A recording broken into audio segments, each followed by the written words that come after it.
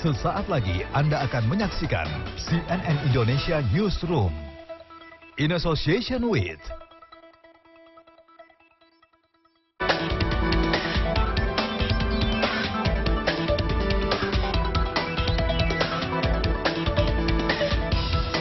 Halo, selamat sore. AKBP Bintoro, mantan Kasat Reskrim Polres Jakarta Selatan, diduga memeras keluarga tersangka pembunuhan dengan uang sejumlah 20 miliar rupiah. Seperti apa sesungguhnya kasus yang menjerat perwira menengah Polri tersebut dan bagaimana saat ini prosesnya? Saya Rifana Pratiwi, Anda menyaksikan CNN Indonesia Newsroom dan berikut 3 topik utama kami hari ini. Memasuki hari ke-8, proses pembongkaran pagar laut di wilayah Tangerang harus ditunda karena terhalang cuaca buruk.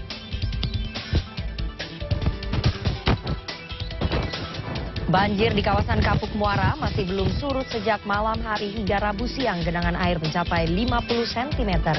Banyak warga memilih mengungsi ke rumah kerabat di daerah yang lebih aman sambil menunggu air surut.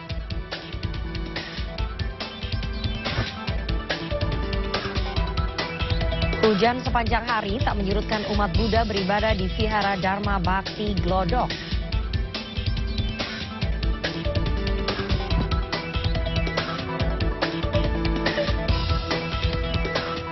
Banjir di RT 1 dan RT 2 RW 1 di Rawabuaya Cengkareng, Jakarta Barat mulai surut. Ketinggian banjir yang sempat mencapai lebih dari 1 meter, kini turun menjadi 70 cm.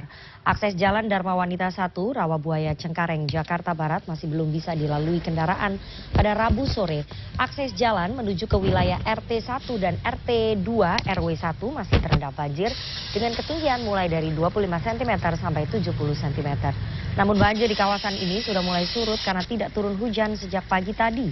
Banjir di Rawabuaya terjadi karena luapan kali Mokvard dan Mogot akibat intensitas curah hujan tinggi pada 27-28 Januari.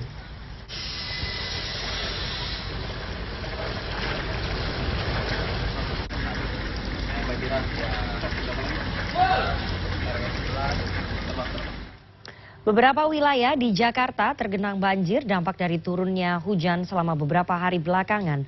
Saya langsung sapa produser lapangan CNN Indonesia Arief Kurniawan yang memantau banjir di Jakarta.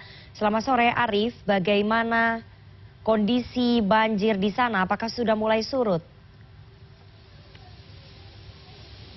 Ya, selamat sore Rifana. Betul sekali memang pada sore hari ini banjir di kawasan Rawabuaya di Cengkareng, Jakarta Barat, tepatnya di RT 1, RT 2, dan juga RT 11 di RW 1 di Rawabuaya Cengkareng, Jakarta Barat ini sudah mulai surut. Meskipun semalam itu tinggi ya, karena tingginya itu bisa mencapai lebih dari 1 meter. Nah, ini tempat saya berdiri sekarang, ini tadinya sebelumnya ini tingginya masih sampai sekitar 50 cm ya, tapi sekarang sudah mulai turun di bawah 50 cm.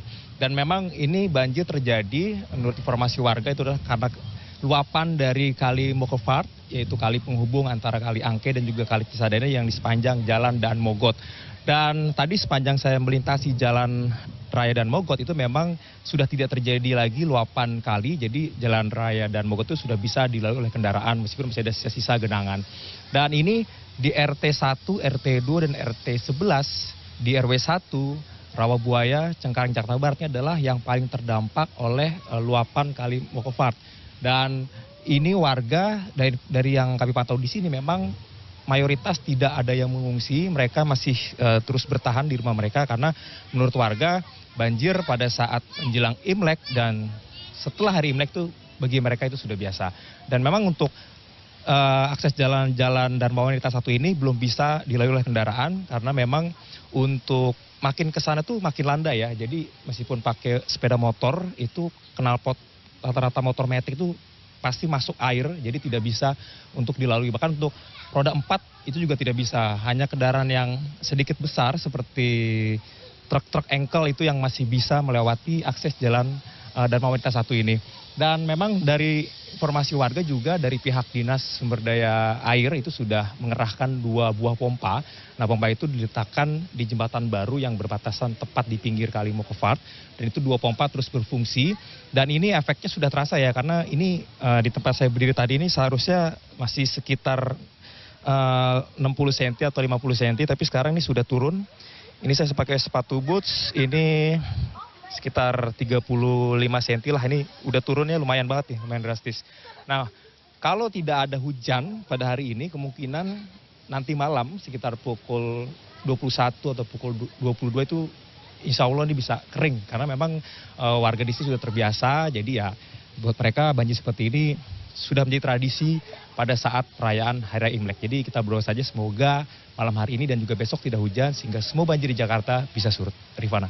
Oke, Arif, apakah warga di sana memilih untuk mengungsi sementara atau tetap bertahan ya? Ya, mayoritas yang tadi kita temui di sini mereka lebih memilih untuk bertahan karena mereka tidak mau meninggalkan rumah mereka dan juga barang-barang mereka, dan memang sebagian seperti pemilik kendaraan roda 2 dan juga kendaraan roda 4 itu sudah memindahkan kendaraan mereka ke depan, ke pintu akses paling masuk di depan di Jalan Dharma Wangsa 1. Jadi di dekat Rusun Rawabuaya itu banyak sekali mobil dan juga sepeda motor yang diparkir untuk bisa terhindar dari banjir. Sedangkan warga yang di sini rata-rata ada yang mengungsi tapi mengungsi ke tempat saudara yang dekat-dekat dengan rumah mereka.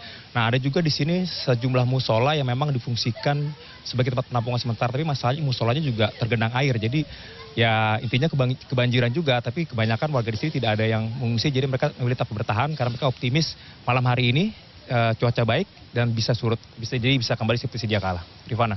Baik, terima kasih produser lapangan CNN Indonesia Arief Kurniawan atas laporan Anda. Selamat bertugas kembali. Memasuki hari ke-8, proses pembongkaran pagar laut di wilayah Tangerang harus ditunda. Cuaca buruk seperti angin kencang dan ombak tinggi menghambat tim gabungan dalam melanjutkan pembongkaran pagar laut. Dari Pelabuhan Tanjung Priok, Jakarta, menaiki kapal cepat patroli milik Direktorat Polisi Perairan. Kami akan menuju ke Karangserang, salah satu wilayah di perairan Tangerang, Banten, untuk melihat proses pembongkaran pagar laut. Untuk patroli atau pembongkaran pagar laut sendiri di hari ke-8, kali ini saya mengikuti dari Ditpol Air dan menaiki kapal patroli cepat 2005. Nah, saya sudah dibekali semua personil yang ada di atas kapal ini harus memakai life vest seperti ini. Kalau bisa dilihat ada fungsi-fungsinya. Aduh, susah ya Pak ya bukanya. Ini akan dijelaskan ya fitur life vest-nya untuk keamanan kita. Ini apa Pak ini? Ini nanti gas ya? Gas. Nanti ini punya gas seperti itu, tinggal ditarik supaya dia mengembang kalau dalam keadaan darurat. Kalau gasnya ini tidak berfungsi, nanti ada alat yang ditiup secara manual seperti ini. Dengan cuaca seperti ini kemungkinan besar menjadi hambatan bagi tim gabungan dalam proses pencabutan pagar laut. Tapi kita akan mencoba semaksimal mungkin untuk melihat proses pencabutan pagar laut yang akan dilaksanakan di hari ke-8 ini. Direktorat Polisi Perairan menerjunkan sekitar 150 personil untuk melakukan pembongkaran pagar laut. Sayangnya, di hari ke-8 ini, para personil tersebut diperintahkan untuk menghentikan kegiatan karena cuaca yang tidak bersahabat. Sebelumnya, penundaan pembongkaran ini juga terjadi pada Rabu kemarin atau di hari ke-7. Proses pembongkaran pagar laut ini ditargetkan selesai pada hari Jumat mendatang. Nah, kondisi cuaca ternyata tidak memungkinkan bagi tim untuk melakukan proses pembongkaran pagar laut. Pak Heru, ini bisa dijelaskan nggak cuacanya seburuk apa sih sampai tidak bisa dilakukan pembongkaran pagar laut ini? Terima kasih. Jadi karena kondisi sekarang masih angin barat dan bertepatan dengan hari ini ombak juga kelihatan agak tinggi ya, kencang 1-2 meter. Informasi dari anggota yang di lapangan juga mereka tidak bisa melakukan kegiatan. Kemudian kita koordinasi dengan Lantamal, Lantamal juga mereka tidak ada kegiatan sejak kemarin. Artinya memang terkendala karena kondisi cuaca. Semua dengan itu kita juga meresikokan anggota. Jadi kita lihat situasi nanti ke depan bagaimana 1-2 hari ini kalau angin sudah mulai reda kita akan melakukan kegiatan. Informasi data yang kita terima dari Lantamal pembongkaran kalau tidak salah 18 kilo. Masih setengah putaran. Kendala karena cuaca. Nah, ini berarti ombaknya tingginya sampai 2 meter, sehingga itu cukup membahayakan bagi tim ya Pak ya? Sangat membahayakan. Jadi kita balik nih? Kita balik aja, kita juga nggak memberesikokan rekan-rekan media, anggota dan kapalnya. ada di sana juga praktis tidak ada kegiatan apa-apa. Kita lihat ke depan anak kalau misalnya cukup baik kita pasti akan ke sana lagi. Oke, baik. Pak Heru, terima kasih atas waktunya. Dan jadi hari ke-8 tidak ada proses pembongkaran kapal laut seperti pembongkaran pagar laut maksud saya, karena cuaca daripada beresiko tinggi bagi tim tentu saja harus ditunda. Irin Wardani, Dwi Agung, Perairan Tanjung Priok, Jakarta. Banjir setinggi lebih dari 1 meter yang melanda permukiman warga di kawasan Kebonpala, Jatinegara, Jakarta Timur mulai surut Rabu siang. Tebalnya lumpur yang mengendap membuat sejumlah warga kesulitan membersihkan rumah mereka. Curah hujan tinggi juga menyebabkan banjir di beberapa wilayah lain di Jakarta.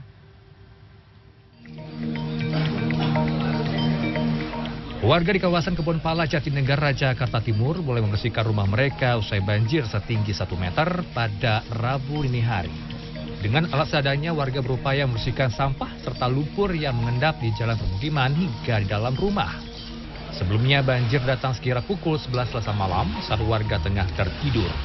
Warga berharap bantuan dari damkar untuk membantu melakukan penyemprotan lumpur terutama yang menghambat di area got. Genangan air ini terjadi di akses utama pintu masuk Ancol pada Rabu siang. Ketinggian air beragam antara 20 hingga 50 cm sehingga akses menuju tempat wisata ini terganggu. Untuk mengatasi hal ini, pengunjung dihimbau menggunakan akses pintu Marina, pintu timur, atau pintu Karnaval. Banjir juga terjadi di ruas jalan Boulevard Raya Kelapa Gading pada Rabu pagi. 2 jalur jalan terendam dengan ketinggian mencapai 60 hingga 70 cm. Banjir yang terjadi sejak Selasa malam ini diperparah luapan air kali di sekitar lokasi. Sejumlah sepeda motor mogok karena memaksakan melintas jalur banjir. Akibatnya lalu lintas sepanjang jalan ini mengalami kemacetan. Hingga Rabu siang air masih menggenangi 2 ruas jalan dan juga mengakibatkan lalu lintas di Jalan Boulevard Raya Kelapa Gading terhambat.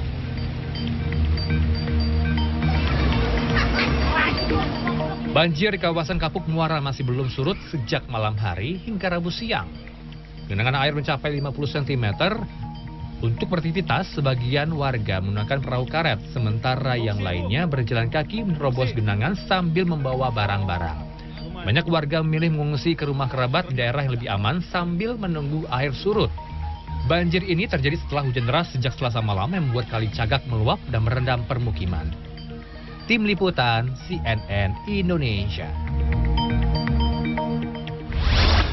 Kita ke perkembangan tragedi outing SMP Negeri 7 Mojokerto. 3 dari 4 siswa yang tenggelam di pantai Drini Gunung Kidul ditemukan meninggal dunia. Orang tua korban menangis saat mengetahui anak mereka menjadi salah satu korban meninggal.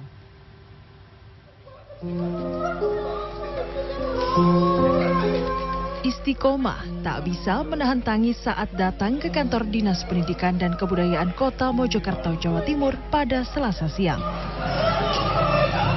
Istiqomah dan sejumlah orang tua siswa SMP Negeri 7 Mojokerto ingin mencari kepastian kondisi anak-anak mereka yang tenggelam saat outing kelas di Pantai Drini, Gunung Kidul, Daerah Istimewa Yogyakarta.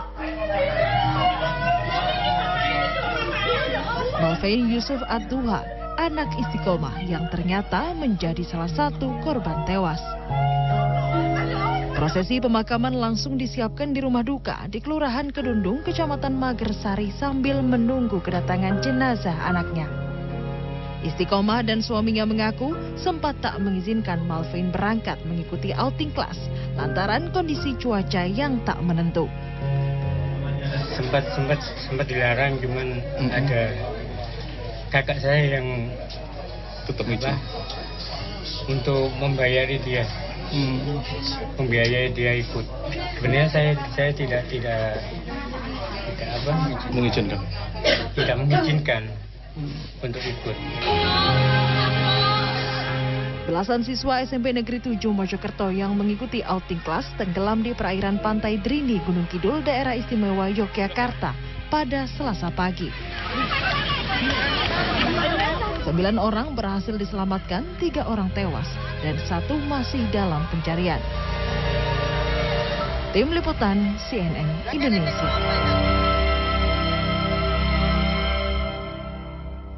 Tragedi outing SMP Negeri 7 Mojokerto menambah daftar sejumlah insiden outing sekolah yang menewaskan tidak sedikit para siswa. Kami mencatat sejumlah tragedi yang pernah terjadi dan sayangnya hal ini terus berulang dan para orang tua harus kehilangan anak-anak mereka. Jika sudah begini, siapa yang bertanggung jawab atas deretan insiden ini?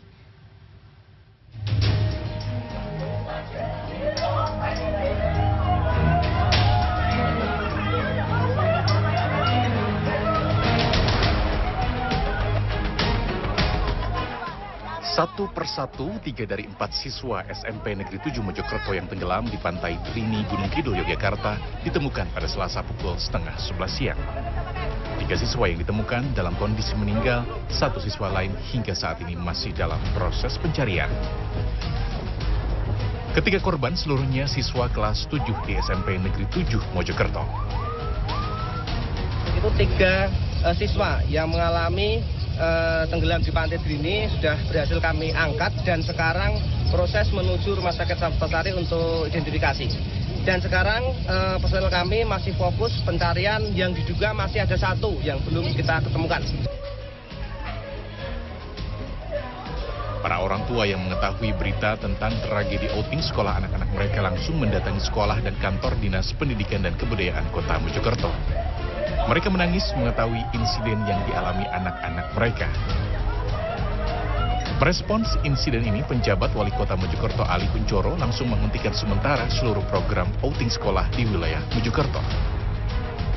Mintakan kepada Sekretaris Daerah Kota Mojokerto agar mengumpulkan seluruh kepala sekolah, baik SMP maupun SD, sekali lagi untuk kegiatan outing kelas akan kita evaluasi dan untuk sementara waktu akan kita hentikan sampai kita tahu betul apa penyebab kejadian yang terjadi pada hari ini.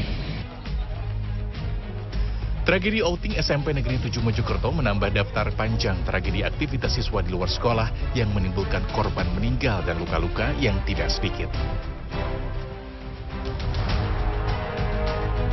Belum lama, yakni pada 23 Desember 2024, bus rombongan pelajar SMP asal Kabupaten Bogor, Jawa Barat mengalami kecelakaan di Tol Pandaan Malang, Kabupaten Malang, Jawa Timur.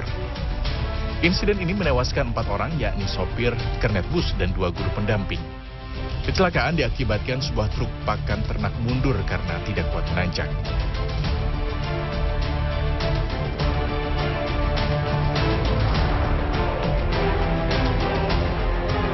Mundur 7 bulan sebelumnya, yakni pada bulan Mei 2024, tragedi SMK Lingga Kencana Depok terjadi. Bus rombongan wisata yang mengangkut siswa SMK Lingga Kencana alami gagal rem hingga terjadi kecelakaan di wilayah Ciatar, Subang. Dalam tragedi ini, 10 siswa SMK dan 1 orang guru meninggal. 3 tahun sebelumnya, yakni pada Oktober 2021, tragedi susur sungai siswa Madrasah Sanawiyah Harapan Baru terjadi. Dalam tragedi susur sungai itu, sebanyak 11 orang siswa tewas tenggelam. Dalam kasus insiden aktivitas di luar sekolah ini, tentu yang paling terpukul adalah para orang tua yang harus kehilangan anak-anak mereka. Seharusnya deretan kasus yang pernah terjadi menjadi pelajaran bagi pihak sekolah dan pemerintah paling tidak untuk merencanakan lebih baik agar hal serupa tidak lagi terulang. Tim Liputan CNN Indonesia.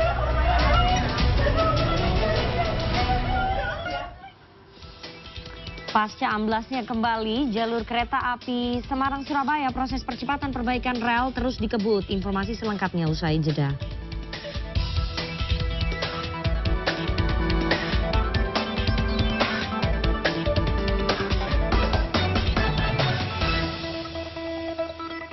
In association with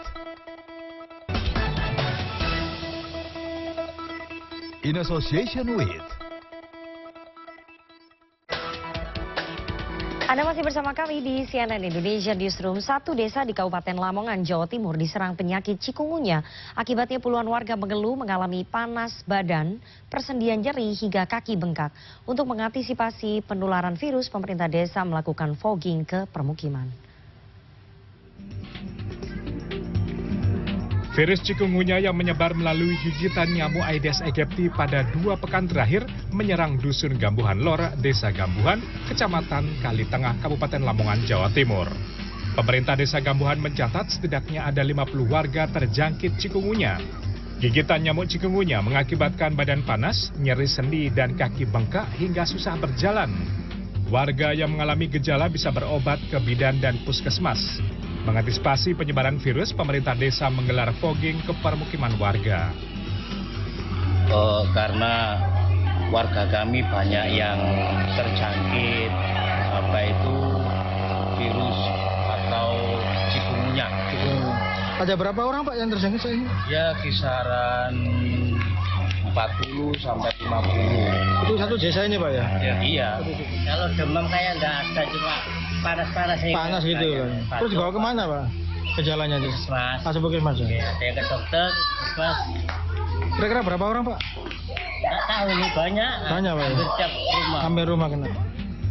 Pemerintah desa mengimbau warga agar selalu hidup sehat dengan cara menjaga kebersihan lingkungan, terutama selokan got yang berpotensi menjadi sarang nyamuk berkembang biak. Miftahul Arif, Lamongan, Jawa Timur. Banjir terjadi di jalur rel kereta Bandara Suta, akibatnya akses menuju Terminal 1, 2, dan 3 terganggu termasuk rute Manggarai Bandara Suta. Sementara jalur rel kereta antara stasiun Gubuk Karangkati, Grobogan, Jawa Tengah masih diperbaiki karena banjir. Perbaikan jalur rel ditargetkan selesai dalam waktu 10 hari.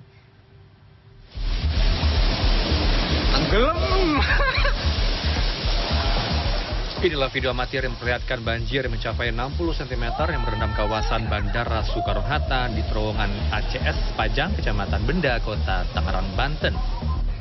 Banjir tidak hanya merendam akses menuju Terminal 1, 2, dan 3, tetapi perjalanan kereta komuter lain dari dan ke stasiun Bandara Soekarno-Hatta juga terganggu lantaran perlintasan tergenang air cukup dalam. Imbasnya rute kereta komuter lain Manggarai Bandara Soekarno-Hatta saat ini hanya sampai stasiun Batu Ceper, lalu kembali lagi ke Manggarai. Memasuki hari keempat, PT Kereta Api Indonesia Daup 4 Semarang terus melakukan percepatan perbaikan darurat di jalur rel kereta KM 32+57 antara stasiun Gubuk Karangjati, Kabupaten Grobogan, Jawa Tengah. Perbaikan difokuskan pada struktur rel yang ambles, menata bantalan rel, dan memasang tiang pancang di sebelah jalur kereta. Sebelumnya banjir besar menghantam tanggul pembatas dan juga mengerus bantalan rel hingga mengakibatkan longsor sepanjang 30 meter di bawah jalur kereta. Nah, di pengenaan tahap kedua ini yang kita lakukan adalah dari PT KAI akan membuat jalur temporary track yang kita sebut dengan beberapa perancang, kemudian high beam yang akan kita pasang nantinya, dan kita estimasikan pengerjaan ini dalam waktu 10 hari. Kerusakan jalur ini juga berdampak pada keterlambatan perjalanan kereta api rute Semarang-Surabaya hingga 2 jam. Selama masa perbaikan, PT KAI masih menutup jalur rel di KM 32+57. Tim Liputan CNN Indonesia. Beralih ke informasi lainnya, jelang libur panjang berakhir terjadi peningkatan jumlah penumpang di stasiun kereta cepat Padalarang menuju Jakarta. Sementara itu ribuan calon penumpang membatalkan perjalanan kereta api imbas jalur yang terputus di wilayah Grobogan akibat banjir. Jumlah penumpang di stasiun kereta cepat Wush Padalarang menuju Jakarta meningkat jelang libur panjang berakhir. Pada tanggal 29 Januari, tiket menuju Jakarta untuk 14 keberangkatan sudah habis terjual. Berdasarkan data dari KCIC, sejak 24 Januari hingga 29 Januari, sebanyak 115.000 tiket telah terjual.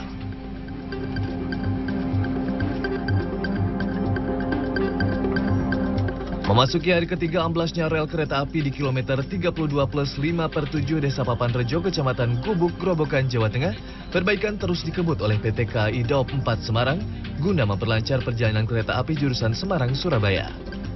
Saat ini rekayasa jalur dilakukan melalui stasiun Gundi, Gambrengan, serta Solo Madiun Kertonyono. Pengalihan jalur ini menyebabkan perjalanan kereta api mengalami keterlambatan hingga 120 menit dari perjalanan biasa. Untuk mempercepat proses perbaikan, PT KAI menerjunkan ratusan tim tanggap darurat.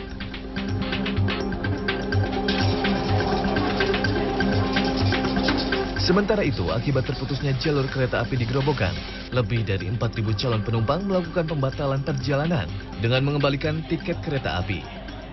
Selain membatalkan tiket, sebagian penumpang mengalihkan perjalanan dengan membeli tiket kereta api yang melalui jalur selatan. PT KAI juga melakukan perubahan pola operasi dengan memindahkan perjalanan melalui jalur selatan. Tim Liputan CNN Indonesia. Menyambut perayaan Imlek, PT KAI Daop 5 Purwokerto, Jawa Tengah menampilkan atraksi barongsai di stasiun Purwokerto. Dari Aceh, peringatan Imlek berlangsung meriah ditandai dengan ibadah umat Buddha warga Tionghoa di Vihara Dharma Sakti, Gampong Laksana, Banda Aceh.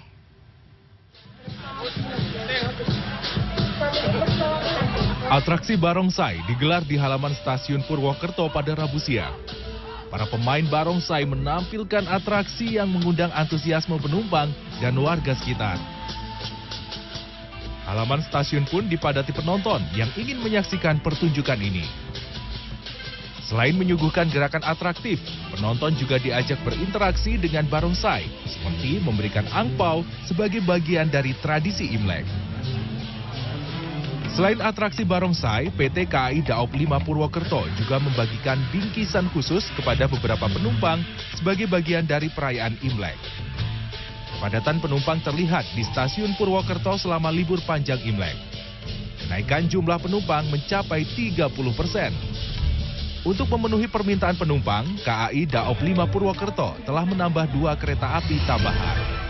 Akan disampaikan pada hari ini 29 Januari 2025 yang merupakan hari terakhir long weekend sekaligus bertepatan dengan Hari Raya Imlek.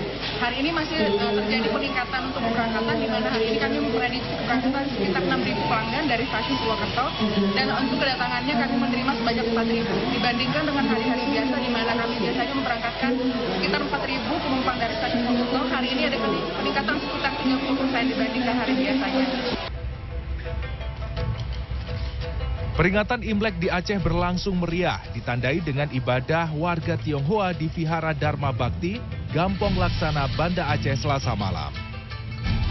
Warga Tionghoa membakar sejumlah dupa besar untuk ditempatkan di halaman vihara yang terletak di pusat perdagangan kota Banda Aceh ini. Ketua Yayasan Vihara Dharma Bakti Banda Aceh, Yuswar, menyebut kerukunan antar umat sangat terjaga di Aceh. Dirinya juga optimis pemimpin baru hasil Pilkada 2024 akan ikut mengayomi mereka seperti halnya masyarakat Aceh yang lain.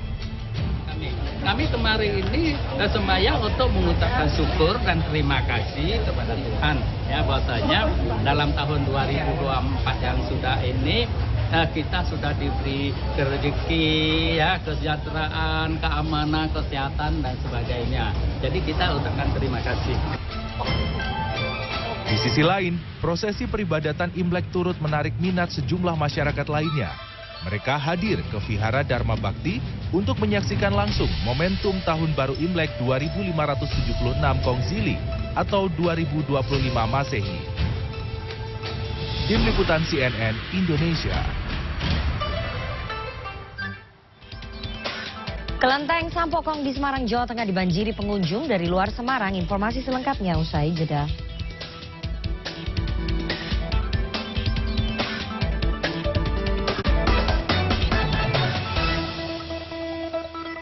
In association with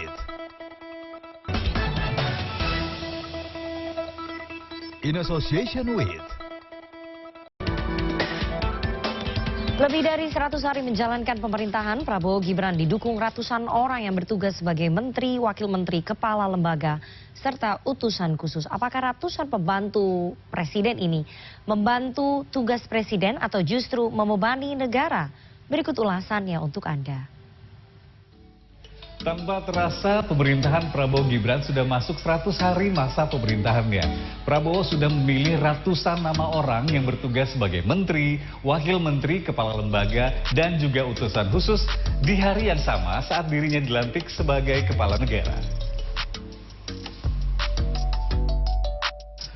Kabinet bentukan Presiden Prabowo Subianto terdiri dari 48 menteri, 55 wakil menteri, 5 kepala lembaga negara setingkat menteri, dan 1 wakil kepala staf kepresidenan. Prabowo juga melantik 7 utusan khusus presiden, 7 penasihat khusus presiden, 1 staf khusus, serta 6 badan yang berisikan total 11 orang. Kabinetnya bernama Kabinet Merah Putih. Saat hadir dalam pertemuan tahunan Bank Indonesia pada 29 November tahun lalu, Prabowo mengaku terkesan dengan kabinet bentukannya yang dinilainya tancap gas, bekerja keras, kompak, ibarat tim sepak bola. Saya merasakan kompak. Saya merasakan ini kayak tim sepak bola. Semua bekerja. Sampai dikatakan bahwa dalam kabinet kita sekarang tidak ada hari merah. Kita bekerja setiap saat yang dibutuhkan. Namun, pujian Presiden Prabowo disambut berbagai tindakan dan ucapan sejumlah orang yang bertugas di Kabinet Merah Putih yang direspon negatif oleh masyarakat. Misalnya seperti Menteri Hak Asasi Manusia Natalius Pigai yang meminta anggaran kementeriannya dinaikkan menjadi di atas 20 triliun rupiah. Ada juga kasus ucapan hinaan dan mengolok-olok penjual es teh oleh utusan khusus Presiden bidang kerukunan beragama dan pembinaan sarana keagamaan Miftah Maulana Habibur Rahman. Karena viral dan dihujat masyarakat luas akibat ucapannya, pria gondrong berkacamata hitam itu akhirnya mengundurkan diri dari jabatannya. Publik juga tidak lupa soal kasus penggunaan kop surat kementerian untuk kegiatan pribadi yang dilakukan oleh Menteri Desa dan Pembangunan Daerah Tertinggal Yandri Susanto. Setelah viral, Yandri akhirnya meminta maaf dan mengaku ada faktor kurang kontrol dan baru menjabat sebagai menteri. Yang terbaru dan masih hangat, seorang menteri di demo ASN-nya gara-gara dinilai arogan dan suka marah-marah. Arogansi memang tidak perlu terjadi. Kalau salah ya diingatkan dan dimaafkan. Wajarlah manusia tempatnya salah dan lupa. Wajarlah manusia bukan nabi, boy. Aduh. Informasi update-nya, dua belah pihak ini sudah berdamai, saling memaafkan, guys. Aduh. Sementara itu, survei Litbang Kompas periode Januari 2025 menunjukkan data tingkat kepuasan publik terhadap 100 hari kinerja pemerintahan Prabowo Gibran positif. Survei Litbang Kompas meminta pendapat lebih dari 1.000 responden secara acak di 38 provinsi Indonesia pada 4 hingga 10 Januari 2025. Hasilnya, 80,9% responden menyatakan puas dengan kinerja pemerintahan Prabowo Gibran di 100 hari pertama. Dan hanya ada 19,1% responden yang menyatakan tidak puas. Survei itu juga menilai tingginya tingkat kepuasan sejalan dengan tingginya tingkat keyakinan responden terhadap kinerja pemerintahan Prabowo Gibran yang terlihat dari 89,4 responden yang menyatakan yakin dan yang tidak yakin 10,6% responden. Pakar Komunikasi Politik Universitas Islam Negeri Jakarta, Gun-Gun Herianto mengatakan, karena masih berjalan 3 bulan, tidak tepat untuk menilai apakah kinerja Kabinet Merah Putih berjalan baik atau tidak. Namun lebih ke arah, apakah mereka yang ditunjuk bertugas membantu pemerintahan Prabowo Gibran bekerja on track atau sesuai dengan tanggung jawab dan komitmennya. Dia juga menyebut kabinet yang berisi 100 orang lebih itu seharusnya menjadi kekuatan orkestrasi dan power sharing antara presiden dan jajarannya dalam menjalankan kebijakan pemerintah. Gun-Gun mengatakan para pembantu presiden harus lebih menjaga public statement-nya agar tidak berbalik menjadi public pressure. Nah ini kan tentu juga harus dicermati ke depan bagaimana sistem meritokrasi dalam konteks memosisikan orang di jabatan-jabatan strategis seperti staf sus. Jangan sampai mengambil orang yang harusnya jadi pengurai masalah tapi jadi bagian dari masalah gitu maksud saya. Gun-Gun juga mengatakan ada 3 hal yang wajib menjadi catatan bagi pihak yang kini berkuasa menjalankan pemerintahan. Menemukan titik lemah dalam 100 hari kerja, membuat kesimpulan dari sejumlah catatan dan masukan, serta membahas rekomendasi evaluasi sebagai perbaikan dari 100 hari pertama menuju 1 tahun pertama, tahun kedua, dan seterusnya. Menurutnya, di era pemerintahan pasca reformasi, kekuasaan di Indonesia hanya efektif sekitar 3 hingga 4 tahun, dan tahun terakhir pemerintahan akan jadi tahun kontestasi menuju masa pilpres. 2 tahun pertama disebutnya sebagai golden moment bagi Presiden untuk menempatkan image atau citra positifnya bertahan di benak masyarakat. Golden moment di 2,5 tahun pertama bagi saya, ketika misalnya Presiden punya lebih dari 100 menteri, hal-hal yang menjadi basic need publik itu bisa teratasi. Basic need itu seperti kelaparan, berarti kayak stunting itu bisa diatasi. Kalau makan bergizi gratis itu jalan, tetapi banyak orang kelaparan dan itu tidak teratasi, itu persoalan. Lantas, seperti apa tanggapan warga ibu kota dengan 100 hari pertama Kabinet Merah Putih pemerintahan Prabowo Gibran? Ya mungkin banyak sektor yang harus lebih diperbaiki ya ininya. Ya terutama untuk kehidupan ekonomi. Kalau selintas ya di Bandung saya kan yang baru berjalan kan yang program makanan sekolah. Tapi kan kayaknya belum lancar ya Pak ya. Mungkin mesti diperiksa lagi gitu, diperbaiki lagi.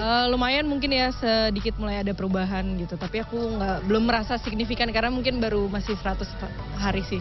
Banyak perubahan sih dari kasus korupsi segala macam. Tapi aku kurang tahu kalau masalah ke sana. Belum kali ya. Belum ini sih Pak, belum ya sama aja lah kayaknya sama sebelumnya, belum ada perubahan. Mungkin karena baru 100 hari ya, belum lama. Jadi mungkin mereka masih baru mulai gitu. Saya juga menikmati aja lah yang ada. Meskipun ada hasil survei yang mencatat tingkat kepuasan masyarakat tinggi terhadap 100 hari kinerja pemerintahan Prabowo Gibran, namun pengamat mengatakan suara masyarakat yang sudah memberikan suaranya pada Pilpres lalu tetap harus dijaga. Karena saat ini di tanah air, siapapun yang duduk menjalankan pemerintahan tetap membutuhkan suara rakyat untuk bisa duduk di posisi puncak. Tim Liputan CNN Indonesia. Pada libur panjang dan tahun baru Imlek, Kelenteng Sampokong di Semarang, Jawa Tengah dibanjiri pengunjung dari luar Semarang. Arsitektur bangunan megah berhiaskan aksesoris bergaya Tiongkok membuat pengunjung merasakan pengalaman seperti berada di negeri tirai bambu. Meski diguyur hujan, Kelenteng Sampokong di Jalan Simongan, Semarang, Jawa Tengah pada Selasa siang tetap dibanjiri pengunjung. Di lokasi ini, para pengunjung tak hanya menyaksikan kemegahan bangunan, namun juga dihibur dengan pertunjukan barongsai. Para pengunjung dapat berfoto dengan pakaian ala Kekaisaran Tiongkok yang disediakan oleh pengelola. Lokasi yang terdapat patung Laksamana Cheng Ho menjadi salah satu tempat favorit berfoto. Para pengunjung yang kebanyakan berasal dari luar Semarang mengaku senang dengan fasilitas yang disediakan oleh pengelola. Rasa kita kayak di Cina gitu loh, jadi bagus, apalagi kita pakai baju yang sudah disediakan di sini, sangat worth it banget ya, sangat hemat banget, jadi oke lah untuk wisata di Semarang ini. Soalnya udah terkenal banget kan untuk kuil ini, di TikTok juga udah pada rame gitu, jadi penasaran aja gitu gimana rasanya langsung gitu. Si bangunannya tuh kayak cukup estetik gitu karena kayak mengangkat banget untuk ciri khas dari Cina-nya gitu. Pengelola kelenteng menyebut pada libur panjang dan perayaan Tahun Baru Imlek, jumlah pengunjung meningkat sebanyak 2 hingga 3 kali lipat dibanding hari biasa. Hari biasa normal antara 500 sampai 1000, cuman ini alhamdulillah bisa 2000 sampai 3000. Sebagai salah satu tujuan wisata favorit di kota Semarang, di kelenteng ini pengunjung tak hanya berwisata, namun sekaligus dapat belajar sejarah awal mula kelenteng tertua di Semarang ini, yang menjadi tempat pendaratan pertama Laksamana asal Tiongkok Cheng Ho untuk menyebarkan agama Islam di tanah Jawa. Ardi Widodo, Semarang, Jawa Tengah.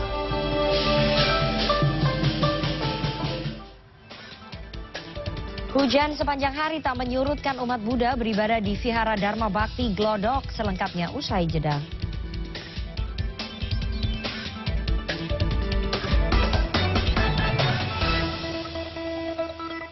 In association with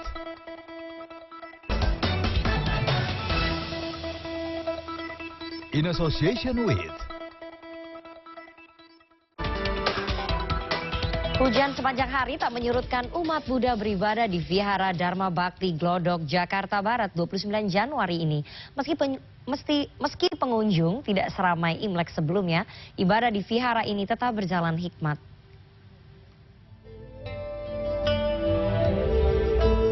Umat Buddha berdatangan sejak pagi di Vihara Dharma Bakti Glodok, Jakarta Barat.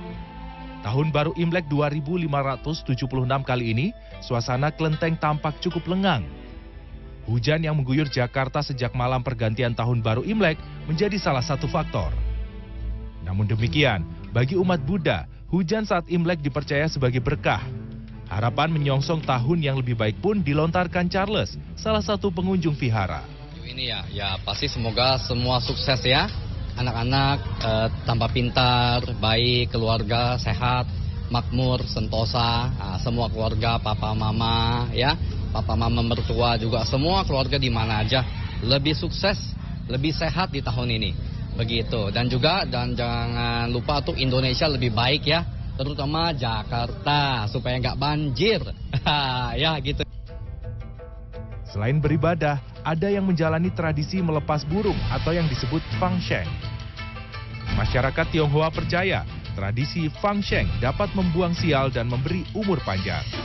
Tradisi ini juga dipercaya menjadi penyeimbang alam dengan melepaskan hewan ke alam bebas. Sudah menjadi pemandangan lumrah saat Imlek, di mana pengemis musiman menyesaki sisi luar vihara. Mereka menunggu angpau dari umat yang beribadah di vihara. Namun, kondisi vihara yang lengang membuat penantian pengemis musiman ini terbilang sia-sia. Salah satunya Sri, yang datang bersama sejumlah tetangganya dari Jakarta Utara. Ibu tadi dari jam berapa di sini? Jam 6. Nah, terus udah dapat? Belum, sampai belum, berarti lapar doang, belum nyarap, belum apa, belum makan. Biasanya tahun lalu tahun lalu dapat 200. Nah ini sekarang emang orang sepi kayaknya, tahu kenapa? Ya, nggak tahu orang, aku nggak nasib aku duduk doang di sini nggak dapat duit, nyarap nggak dapat. Pihak vihara sebelumnya menyebutkan tidak ada perayaan khusus yang digelar pada tahun baru Imlek kali ini. Cara sederhana ini sudah berjalan beberapa tahun sejak pandemi lalu. Roni Satria, Warsa, Jakarta.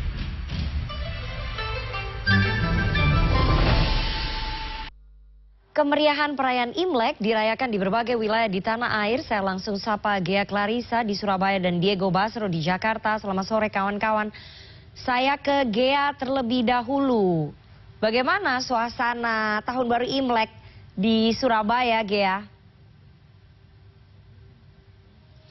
Ya Rifana, tahun baru Imlek di Surabaya tentu semarak ditambah banyak sekali spot-spot di Surabaya. Ya ini memang yang didesain sesuai dengan tema tahun baru Cina. Nah seperti tempat saya berada ini di salah satu mal di Surabaya Timur yang mendesain ini seolah-olah adalah kampung dari Kung Fu Panda. Nah jika Anda mengetahui bahwa Kung Fu Panda ini salah satu panda yang cukup ikonik ya, begitu yang merupakan film yang menjadi kegemaran juga para anak-anak begitu. Nah ini diterapkan yang menjadi suatu tema di mal tersebut ya. Tentunya ini menjadi daya tarik tersendiri bagi masyarakat untuk merayakan Imlek. Nah kalau bagi keluarga warga etnis Tionghoa biasanya pada hari Imlek, tadi pagi mereka sudah melakukan sejumlah ritual, misalnya juga sembahyang, berkunjung ke orang-orang yang lebih tua begitu. Dan biasanya malam hari atau pada sore harinya mereka menghabiskan waktu bersama keluarga. Salah satunya adalah jalan-jalan atau kongko-kongko. Rifana, saya juga ingin menunjukkan kepada Anda dan juga pemirsa di rumah bagaimana keseruan dan bagaimana indahnya desain yang ada di sekitar saya ini, juga dengan dilengkapi kuliner menggandeng UMKM lokal di kota Surabaya. Ini menjadi daya tarik tersendiri. Nah, kalau di Kung Fu Panda begitu pasti Anda cukup familiar dengan adanya wishing pond seperti ini ya. Ini merupakan kolam harapan. Nah, pengunjung di sini bisa menuliskan harapan-harapan baik, khususnya di tahun baru Cina 2025 ini tentunya supaya lebih beruntung lagi, lebih bahagia lagi, dan sejumlah harapan-harapan baik lainnya. Dan Rifana, ini juga dihiasi dengan lampion-lampion. Tadi juga ada sejumlah rangkaian atraksi. Nantinya pada pukul 18 ke atas ini juga nantinya akan ada atraksi busu dan juga barongsai begitu. Nah ini bisa saya perlihatkan, ramai sekali ya. ini rata-rata yang datang ke sini sudah masih menggunakan busana-busana nuansa Imlek merah-merah ini ya, karena memang identik dengan keberuntungan warna merah ini sendiri, dan diharapkan di tahun 2025 ini bisa membawa sukacita dan juga keberuntungan. Kira-kira bagaimana ya warga etnis Tionghoa di Surabaya merayakan dan memaknai Imlek tahun ini? Saya mau coba ngobrol-ngobrol dulu nih untuk para keluarga. Halo, selamat sore. Waduh, ini senang banget ya kumpul-kumpul keluarga. Ini boleh ya kita berbagi kebahagiaan saat Imlek ya. Ini dengan Mbak siapa? Sisil. Oke, Mbak Sisil, ini bisa diceritakan nggak hari ini Imleknya apa aja acaranya? Hari ini kebetulan saya ini dari luar kota. Saya dari Jember, terus ya Imlek kan ketemu keluarga mama aja kebetulan di rumah. Terus kemudian pagi ini saya ketemu dengan guru bahasa Inggris saya, guru SMP saya yang sudah lama sekali akhirnya baru ketemu sekarang. Wah, jadi selain berkumpul bersama keluarga, ini juga jadi ajang silaturahmi dengan guru ya. Nah, kalau boleh tahu untuk di Imlek tahun ini ya, harapan doa baik dan bagaimana Anda dan keluarga memaknainya ya? Pastinya semoga tahun ini rezeki semakin tambah banyak, semuanya sehat, bahagia, tambah cuan terus aja. Tambah cuan terus, amin ya. Terima kasih Mbak Sisil dan juga keluarga, sehat selalu semuanya, berkah buat kita semuanya. Dan memang sepanjang hari ini, memang event Kung Fu Panda Village ini akan berlangsung dimulai pada tanggal 23 Januari sampai 23 Februari. Hari ini akan ada beberapa atraksi seperti ada barongsai dan juga penampilan musuh, dan juga selama pengunjung menikmati kuliner ini juga dihibur dengan lagu-lagu khas Tionghoa begitu. Jadi benar-benar suasananya ini dibawa seperti kita ada di desa di Tiongkok begitu. Jadi semuanya ini benar-benar menikmati bersama keluarga. Nah, ini masih banyak yang menggunakan baju merah-merah, dan tentunya ini menjadi momen yang dimaknai selain juga menjadi kesempatan untuk bersama keluarga. Rifana. Oke, kalau di Surabaya kita serasa ada di salah satu desa di Tiongkok. Bagaimana dengan di Jakarta? Sudah ada Diego Basro. Diego, bagaimana kemeriahan dan keseruan perayaan Imlek di tempat Anda melaporkan? Ya, selamat sore Rifana. Pertama-tama saya akan mengucapkan Xianin Kuai Le dan Gong Xi Fa Cai untuk Anda yang merayakan Tahun Baru Imlek 2567, di mana cukup kontras suasana yang dibandingkan dengan di Surabaya dan di Vihara Dharma Bakti Glodok Petak 9 Jakarta Barat ini. Suasananya lebih hikmat karena tidak seramai di tahun-tahun baru Imlek sebelumnya. Tidak cukup banyak warga yang datang untuk bersembahyang sore hari ini di Wihara Dharma Bakti Glodok Petak 9 ini. Dan dapat Anda lihat di belakang saya, mereka sedang melaksanakan ritual sembahyang terhadap para leluhur dan juga para dewa-dewi yang ada di salah satu sudut di Wihara Dharma Bakti ini. Dan patut diketahui Rifana bahwa di Indonesia memang sebagian besar umat Buddhanya merupakan umat Buddha yang beraliran Tridharma, yakni aliran yang menggabungkan antara ajaran Buddha, kemudian juga Konghucu atau Konfusianisme, dan juga Lochu atau Taoisme. Maka ini dapat digambarkan, dilihat di sini ada patung Buddha yang menjadi salah satu target daripada doa-doa yang dipanjatkan oleh warga di sini. Kemudian juga ada patung yang dipengaruhi oleh budaya Konfusianisme seperti patung Dewi Kuan Im yang Anda lihat saat ini, di mana ada warga yang sedang berdoa di hadapannya. Kemudian juga ada patung dewa-dewa yang terinspirasi dari dewa-dewi Taoisme. Nah, mereka biasanya akan beribadah tergantung dari tujuan doa-doa yang akan mereka panjatkan. Misalkan apabila mereka akan berbicara tentang kesejahteraan, maka mereka berdoa terhadap dewa yang berperan terhadap hal itu. Kemudian mereka minta kesehatan, akan berbeda lagi dewa-dewinya. Nah, perayaan Tahun Baru Imlek sendiri baru dirayakan secara terbuka lagi berkat peran dari Presiden terdahulu yakni Abdurrahman Wahid di tahun 2000, setelah sebelumnya semenjak tahun 67 di era Orde Baru zaman Soeharto dilarang dirayakan secara terbuka. Baru ketika itu Presiden Abdurrahman Wahid memperbolehkannya dirayakan secara terbuka kembali. Rifana. Baik, terima kasih produser lapangan CNN Indonesia, ada Diego Basro, dan sebelumnya ada Gia Clarissa dari Surabaya, Jawa Timur. Selamat merayakan dan menikmati kemeriahan Imlek tahun ini di tempat Anda melaporkan. Selamat bertugas kembali teman-teman. Selain function, budaya Tionghoa saat menyambut Tahun Baru Imlek biasanya juga menggelar tradisi Fangsen, yakni melepas satwa ke alam liar seperti yang dilakukan oleh sejumlah umat Buddha di Vihara Lotus Solo yang satu ini. Warga keturunan Tionghoa, terutama yang beragama Buddha, memiliki ritual atau kegiatan melepas makhluk hidup ke alam liar. Pelepasan makhluk hidup ini dalam ajaran agama Buddha disebut sebagai Fangsen. Biksu Duta Arya dari Vihara Lotus menjelaskan, Fangsen berasal dari bahasa Tionghoa, Fang berarti melepas dan Shen berarti kehidupan. Salah satu ritual yang biasa kita lakukan dalam Tahun Baru Imlek, khususnya dalam tradisi Buddhis, tanggal 1 ini bertepatan dengan hari kelahiran dari Bodhisattva Maitreya atau Bodhisattva yang diberkahi dengan cinta kasih atau mengajarkan tentang cinta kasih yang luar biasa, dengan simbolik yang kita lakukan pada hari ini dengan melepas satwa sebagai wujud cinta kasih pada semua makhluk dengan membebaskan makhluk-makhluk yang kita lepas agar hidup bebas dan terbebas dari penderitaan seperti itu. Ditambahkan Biksu Duta, menurut ajaran Buddha, manusia harus menyayangi makhluk hidup termasuk hewan. Tradisi Fangsen merupakan wujud cinta pada alam dan hewan. Biasanya ketika hari besar keagamaan atau ketika keinginan terwujud akan dilakukan pelepasan hewan ke alam liar. Fangsen memiliki pengertian yang berarti melepaskan makhluk hidup ke habitatnya masing-masing.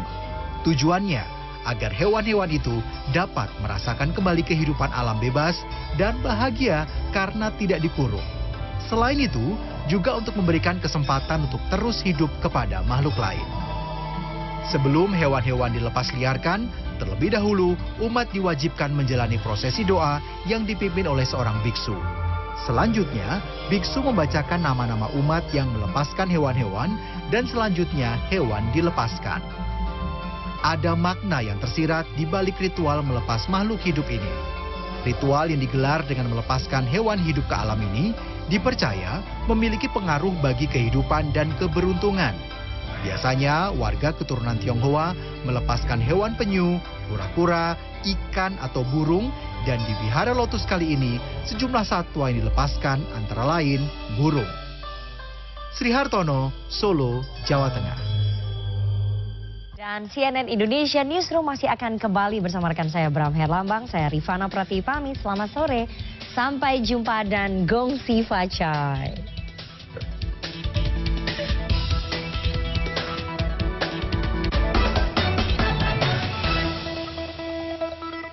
In association with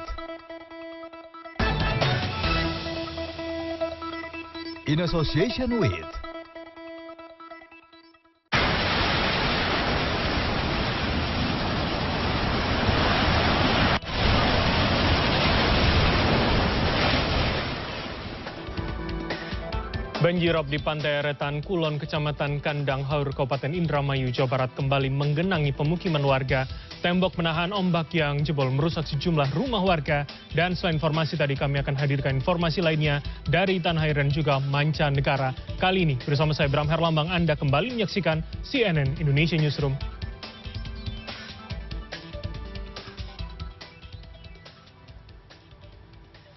Dan informasi kali ini, banjir rob di Pantai Eretan Kulon, Kecamatan Kandang Haur, Kabupaten Indramayu, Jawa Barat kembali menggenangi pemukiman warga.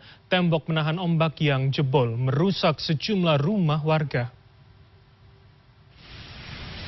Cuaca buruk dengan gelombang tinggi di Pantai Eretan Kulon terjadi sejak Rabu pagi. Terjangan ombak yang menghantam pemukiman di sekitar bibir pantai mengakibatkan 5 rumah rusak dan ratusan rumah terendam banjir rob dengan ketinggian 40 hingga 50 cm Sebagian besar warga yang rumahnya terendam dan rusak terpaksa mengungsi ke rumah kerabatnya yang tidak terdampak dari banjirop. Menurut warga, banjirop kali ini diperparah dengan cuaca buruk, yakni angin kencang dan gelombang tinggi. Dari jam 6 pagi tadi? Ya, dari mulai jam 6, air pasang, gelombang besar tuh. Ya ini baru pertama ini tahun 2005 tuh, 25. Baru sekarang ini mulai ada banjir lagi. Ya yang paling parah ini. Biasanya tinggal, saya kan hancur rambut semua, tanggulnya kan hantem badai ombak gitu. Cuaca buruk yang terjadi sejak Selasa mengakibatkan proses pembongkaran pagar laut harus ditunda. Pembongkaran pagar laut ini ditargetkan selesai pada Jumat mendatang.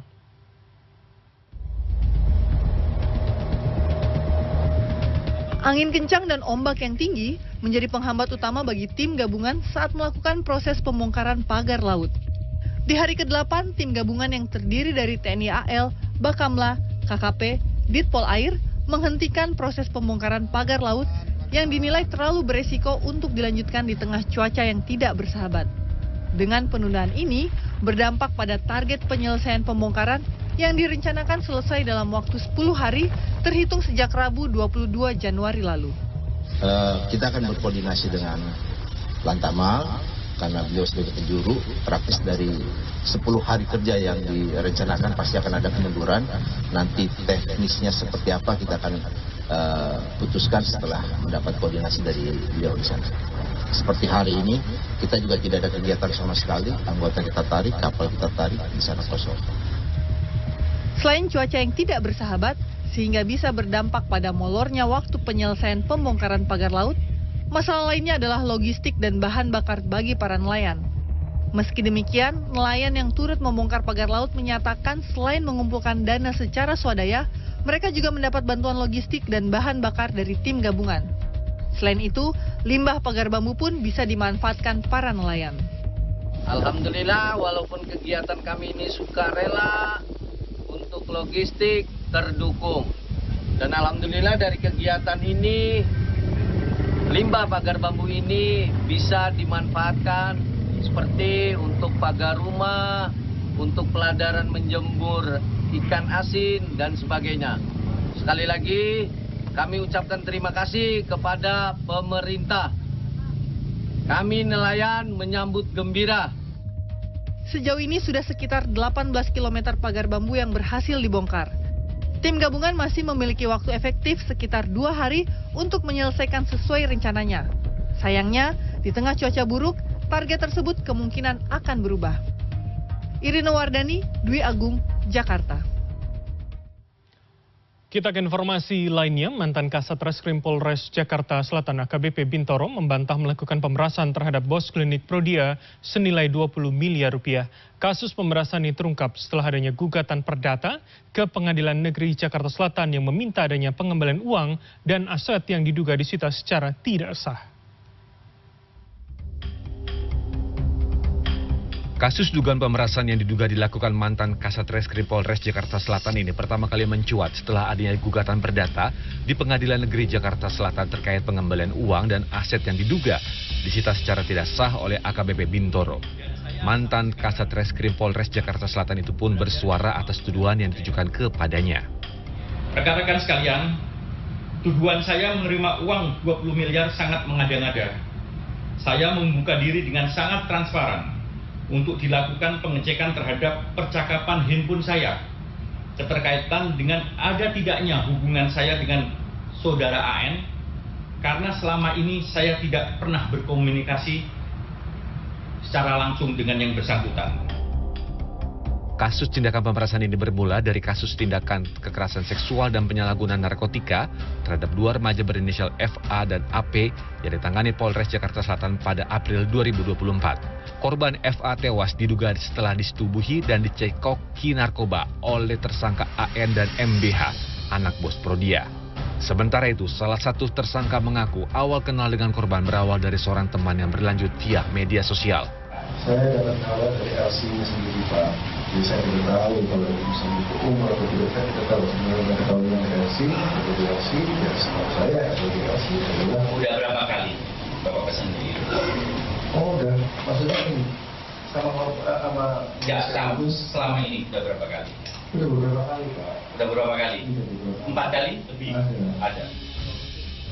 Guna penyidikan kasus ini lebih lanjut, Polda Metro Jaya telah menahan AKBP Bintoro dan 3 polisi lainnya yang diduga ikut terlibat. Tim Liputan CNN Indonesia.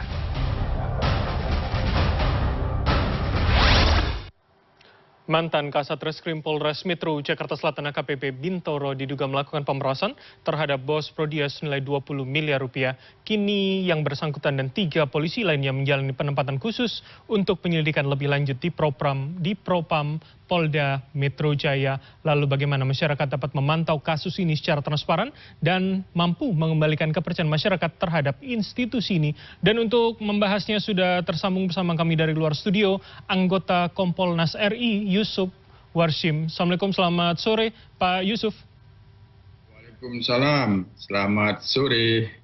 Baik, terima kasih sudah berkenan bergabung sore hari ini. Langsung saja, jadi ketika hari ini sudah di Patsus, di Propam begitu Pak, apakah sidang etik saja menurut Kompolnas ini cukup? Karena rasanya ini menambah daftar hal negatif begitu, citra Polri terhadap masyarakat begitu Pak?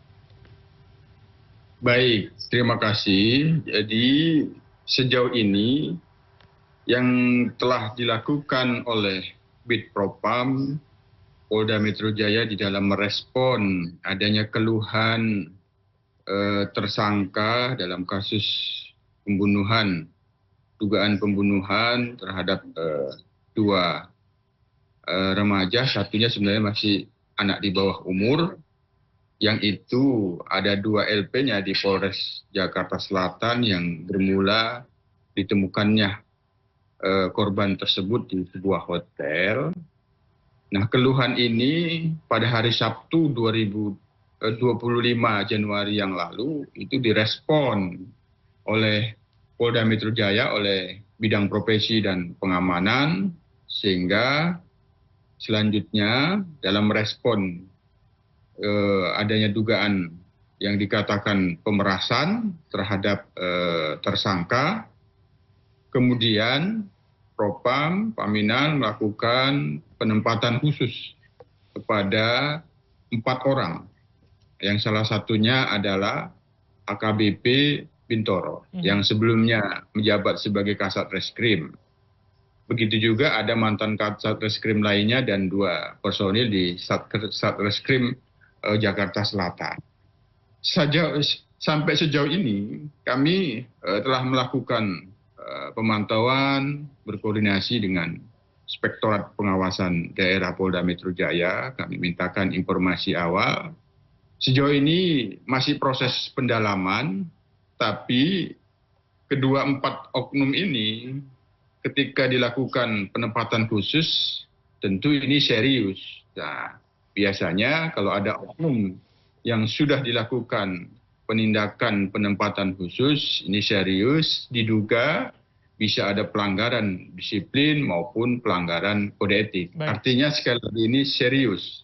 Proses kepentingan untuk Patsus ini adalah untuk pendalaman dan pemeriksaan agar fokus. Nah, yang selanjutnya apakah akan ada proses pemidanaannya? Sejauh ini masih dilakukan pendalaman apakah memang benar ada perbuatan pemerasan atau penyuapan. Ini masih memerlukan klarifikasi lebih lanjut dari pihak lawyer tersangka. Ya. Sebelum ke soal apakah ini akan ditindaklanjuti ke pidana atau tidak, saya ingin menanyakan dulu soal kemudian sidang atau kemudian proses penyelidikan etik ini berlangsung begitu terhadap 4 orang.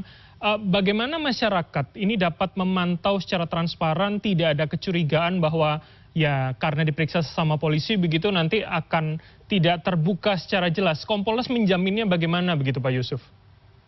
Kami Kompolnas sebagai pengawas eksternal kepolisian memastikan dan meyakinkan bahwa Propam Polda Metro Jaya, Bid Propam Polda Metro Jaya yang selama ini sudah kita lihat terhadap oknum-oknum yang melakukan pelanggaran dipastikan ditindak tegas, tidak ditolerir terhadap pelanggaran-pelanggaran yang dilakukan oknum. Dan ini kemarin sudah disampaikan dalam rilis juga oleh Polda Metro Jaya berkomitmen, dan ini kami pantau, kami awasi agar proses ini benar-benar tegas dan tuntas. Artinya apabila memang sudah terbukti adanya perbuatan dugaan pemerasan ataupun suap yang itu dalam arti kaitannya dengan dugaan penyalahgunaan kewenangan, ini kami pastikan Bid Propam Polda Metro Jaya akan menindak tegas. Oke, untuk termasuk itu,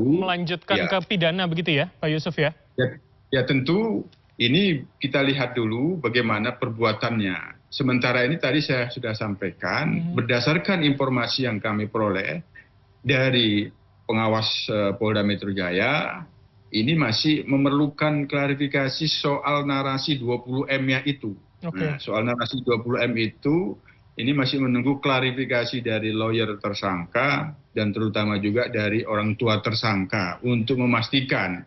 Sejauh ini kan pihak yang masih dilakukan pendalaman lebih banyak ada pada 4 yang sudah dipatsuskan itu sendiri.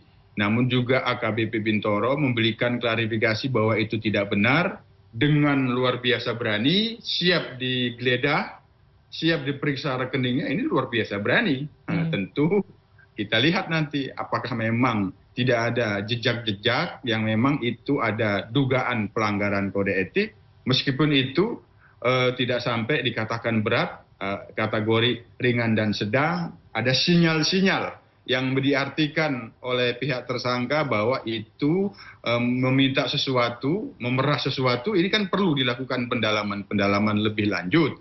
Namun sekali lagi kami menunggu bagaimana proses klarifikasi yang diperoleh nantinya dari pihak lawyer tersangka dan kedua orang tua tersangka. Baik, Pak Yusuf, ini kemudian tentu menciderai, tentu memberikan rasa kecewa masyarakat, terutama soal kepercayaan begitu. Walaupun ini masih proses pembuktian. Tapi bagaimana kemudian rekomendasi Kompolnas untuk adanya evaluasi besar pada citra polisi yang hari ini mungkin tidak terlalu baik begitu di masyarakat, Pak Yusuf? Iya, tentu ketika ada isu dugaan pelanggaran etik, apalagi sampai pidana, itu dipastikan mencoreng marwah institusi, merendahkan reputasi dan kredibilitas. Sehingga tentu ini sangat memprihatinkan. Ada oknum-oknum yang melakukan pelanggaran, dipastikan semakin menurunkan kepercayaan masyarakat terhadap institusi.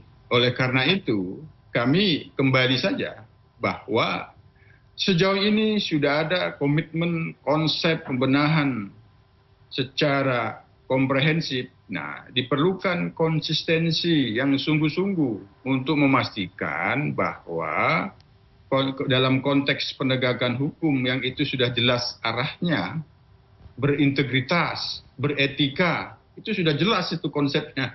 Kalau kita lihat di Badan Reserse Kriminal Umum Barreskrim itu sebagai pembina fungsi reserse itu penegakan hukum yang beretika. Ini diakselerasi. Nah, kami pernah menyarankan perlu dilakukan audit etika kepada personil. Ya, kinerjanya itu dipastikan benar-benar menjalankan sesuai dengan kode etik atau tidak, maka itu dilakukan audit. Nah, seperti yang pada saat ini momentum untuk dilakukan audit etika atas proses penegakan hukum yang dilakukan. Tapi yang paling utama lagi, kepercayaan masyarakat dalam kasus pembunuhan terhadap 2 remaja tadi itu sangat dinanti. Jangan sampai ada isu dugaan pelanggaran pemerasan ini bisa menghambat. Ini kami menjadi persoalan yang utama, mendorong agar kasus pembunuhannya ini benar-benar berjalan. Yang sudah disampaikan bahwa ini sudah P21, tentu ini kita kawal terus. Sementara kasus pemerasannya tetap berjalan di Bid Propam, kita tunggu hasilnya, kita dorong profesional dan secepatnya untuk memberikan hasil kepada kita semua agar kepercayaan masyarakat terhadap Polri pulih, itu yang paling utama. Baik, tentu kami publik menunggu secara transparan begitu bagaimana proses ini berjalan dan benar atau tidak di proses pembuktian nanti. Terima kasih atas waktu Anda, Pak Yusuf Warsim, anggota Kompolnas RI telah bergabung bersama kami. Selamat sore, sehat selalu Pak Yusuf. Selamat sore, salam sehat. Salam sehat.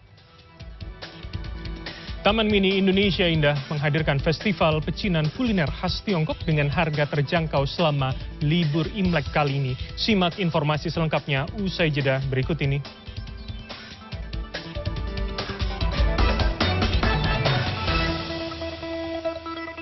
In association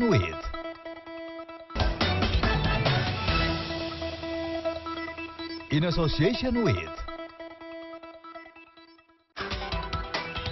Masa panen buah dimanfaatkan oleh sejumlah petani untuk mengubah kebunnya menjadi lokasi wisata petik buah. Seperti yang ada di Klaten, Jawa Tengah, kebun rambutan ramai dikunjungi ratusan wisatawan untuk petik buah langsung dari pohonnya. Sementara itu di Ponorogo, Jawa Timur, ada sebuah kebun melon dengan sistem greenhouse yang juga ramai pengunjung setiap masa panen.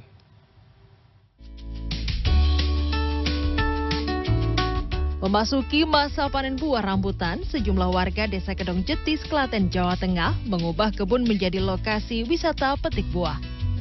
Wisatawan ramai mengunjungi kebun untuk memetik buah rambutan langsung dari pohonnya.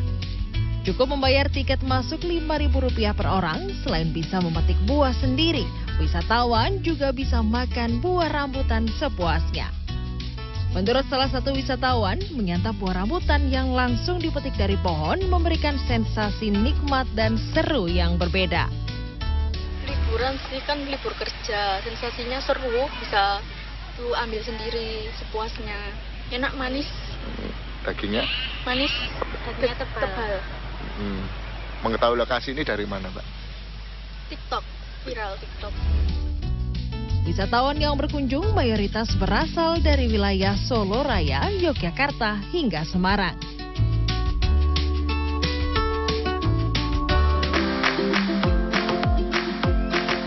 Di Ponorogo, Jawa Timur, seorang warga desa Carat juga memanfaatkan pekarangan rumahnya menjadi lokasi budidaya melon varietas Golden Kuna dan Golden Kinasi. Kebun seluas hampir 300 meter persegi ini berhasil memikat wisatawan untuk berkunjung dan menikmati sensasi petik buah melon saat masa panen. Harga buah melon dibanderol mulai dari Rp20.000 per kilogram. Selain bisa memetik sendiri, wisatawan juga mendapatkan edukasi tentang cara menanam melon di dalam greenhouse. Itu lihat di TikTok, terus tertarik dengan ini tempatnya. Berarti langsung belanja buah? Iya, langsung belanja buah. Untuk bisa menikmati sensasi petik buah melon, wisatawan bisa datang setiap masa panen atau sekitar 3 bulan sekali. Tim Liputan CNN Indonesia.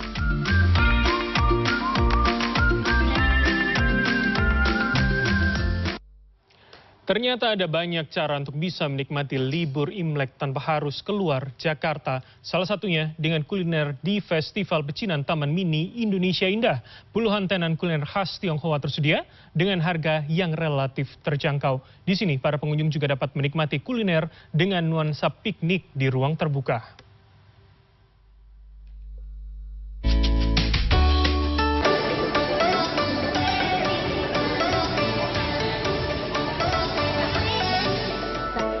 Jika Anda memilih untuk menghabiskan libur perayaan Imlek di Jakarta, tempat ini bisa jadi salah satu pilihan seru dengan harga yang relatif terjangkau. Kita kulineran di Festival Pecinan yang diselenggarakan di Taman Mini Indonesia Indah mulai 24 Januari hingga 2 Februari mendatang. Ada sekitar 43 tenan kuliner yang berpartisipasi dalam Festival Pecinan di Plaza Kaori Agung dan Plaza Lokomotif TMII. Harga yang ditawarkan pun beragam, mulai dari belasan ribu hingga puluhan ribu rupiah saja. Pertama, saya mau coba antri di tenan nasi Hainan. Untuk satu porsi nasi Hainan lengkap dengan ayam dan bumbu khasnya yang merah merona ini, harga dibanderol Rp40.000 per porsi. Sementara untuk makanan ringan, saya pesan dimsum mentai yang sedang hits ini. Harganya Rp30.000 untuk satu porsi berisi 6 buah dimsum. Makanan lengkap, kita pesan yang segar-segar yuk. Pilihan saya pun jatuh ke es Shanghai yang dibanderol seharga Rp20.000 ini. Es Shanghai di sini berisikan alpukat, kelapa, nata de coco, dan kolang-kaling ditambah dengan es serut semakin melengkapi kuliner kita di Festival Pecinan ya. Nasi Hainan, dimsum mentai, es Shanghai, jus jeruk, waduh ini lengkap banget nih. Dan gak cuma kulineran aja, di sini vibes-nya berasa piknik banget. Boleh bawa tikar sendiri, tapi kalau nggak bawa juga nggak usah khawatir. Karena ini pengelola sudah menyiapkan tikar lengkap sama keranjang pikniknya. Seru ya?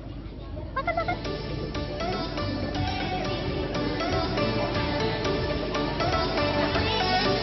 Tak hanya dari Jakarta dan sekitarnya, Festival Pecinan ini juga menarik minat wisatawan dari luar Pulau Jawa, seperti Rika dan keluarga yang berasal dari Provinsi Lampung. Karena pengen ke Taman Mini, terus ada ini juga sekalian deh dilaluin. Tanggapannya gimana nih? Ya lumayan seru sih, anak-anak jadi seneng. Ada jajanan banyak, coba-coba kuliner gitu. Untuk datang ke Festival Pecinan ini tidak ada biaya tambahan di luar tiket masuk TMII sebesar Rp35.000 per orang. Nabila Putri, Edwin Arman, Jakarta. Arus kendaraan saat musim liburan panjang, Isra Miraj dan juga Imlek sempat mengalami kepadatan hingga menyebabkan kemacetan tidak terkecuali pada ruas tol Jakarta Cikampek. Dan kami akan menyapa rekan kami Laurencia Gata, produser lapangan CNN Indonesia untuk mengetahui bagaimana kondisi terkini di sana. Selamat sore, Lauren. Jadi bagaimana posisi kondisi di sana? Seberapa ada peningkatan dibandingkan dengan hari normal? Ya, selamat sore Bram. Saat ini saya berada di rest area kilometer 62 yang mengarah ke Jakarta dan dapat kami sampaikan bahwa kondisi rest area sendiri masih terhitung normal. Belum ada angka yang rest area sendiri tidak membludak seperti itu ya Bram ya. Namun informasi dari Jasa Marga mengatakan bahwa memang per hari ini sudah ada kenaikan volume kendaraan yang mana sudah ada lebih dari 179.000 kendaraan yang memasuki tol Cikampek Utama menuju kembali ke Jakarta, Bram. Dan angka ini naik meningkat sebanyak 74,8% dibandingkan lalu lintas pada hari biasa, Bram. Namun bisa dilihat bahwa di ruas jalan tol Cikampek Utama Jakarta ini masih terpantau ramai lancar. Belum ada kemacetan atau tidak ada kendaraan yang berhenti seperti itu, Bram. Namun dapat kami sampaikan juga bahwa informasi dari Jasa Marga mengatakan ada Jasa Marga sudah melakukan pembukaan jalur kontraflow satu lajur dari kilometer 55 sampai dengan kilometer 47 arah Jakarta di ruas jalan tol Cikampek Utama menuju Jakarta ini. Dan memang kontraflow ini bersifat situasional dan per hari ini baru saja dibuka tadi pukul 5 sore, Bram. Karena apa? Karena memang sejak pagi hari tadi meskipun ada kenaikan jumlah kendaraan namun belum ada kemacetan yang signifikan. Maka dari itu kontraflow baru saja dibuka tadi jam 5 sore untuk mengurai kepadatan yang terjadi di jalan tol ini.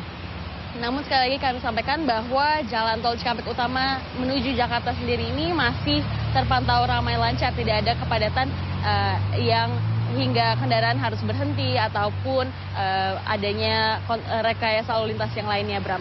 Dan dapat kami sampaikan juga bahwa lalu lintas didominasi dengan kendaraan pribadi berplat B yang kembali ke Jakarta sejak siang hari tadi.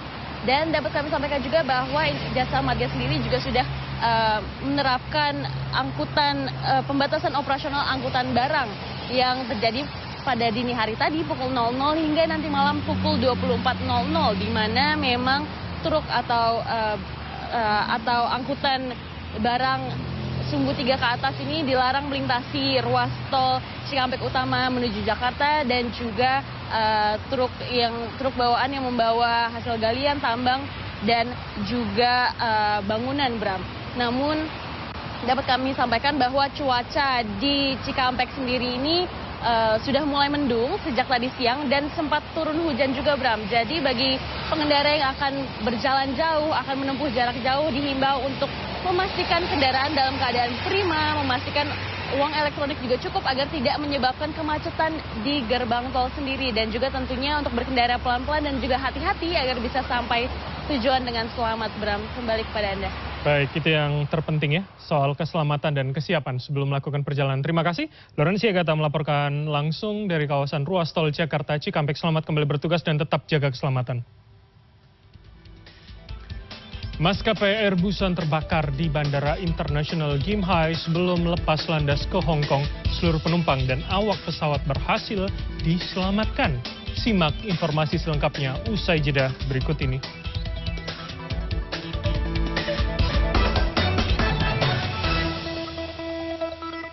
In association with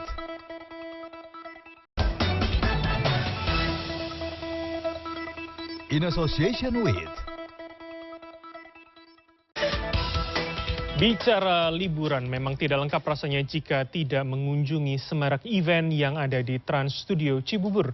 Dan untuk melihat ada kemeriahan apa dan bagaimana antusias di sana, sudah ada rekan kami Nindya Yuwono, produser lapangan CNN Indonesia di sana. Selamat sore, Nindya. Jadi seperti apa yang paling menarik yang bisa para pengunjung nikmati di sana? Selamat sore menjelang malam, Bra. Memang betul sekali saat ini saya berada di Trans Studio Cibubur. Memang kami di sini sudah sejak siang tadi begitu ya, Bram. Kalau dilihat kemarin kita kesini juga untuk kemudian hari ini kesini lagi. Memang perbandingan pengunjungnya cukup signifikan. Kalau memang hari ini, Bra, bisa dilihat kalau secara kasat mata begitu ya, ini memang pengunjungnya lebih banyak hari ini karena memang hari ini tepat di libur tahun baru Imlek atau tanggal merah seperti itu, Bram. Kemudian kalau tadi Anda menanyakan apa yang menjadi daya tarik untuk di libur panjang kali ini, memang untuk Trans Studio Cibubur sendiri untuk di momen Imlek tahun ini menghadirkan sejumlah pertunjukan yang memang menjadi highlight begitu ya.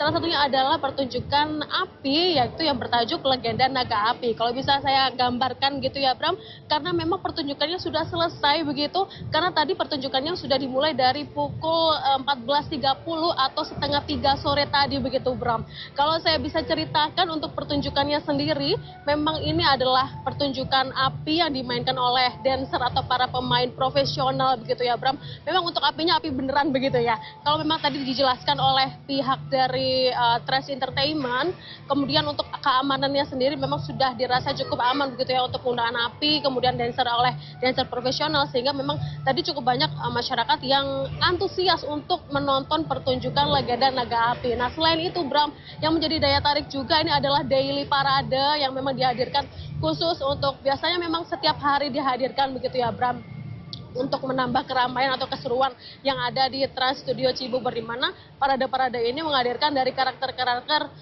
film begitu ya. Ada dari princess, kemudian monster-monster, kemudian yang terakhir yang cukup menarik bagi saya begitu ya. Ini adalah dinosaurus dari Jurassic Island atau Jurassic World begitu ya kalau di filmnya.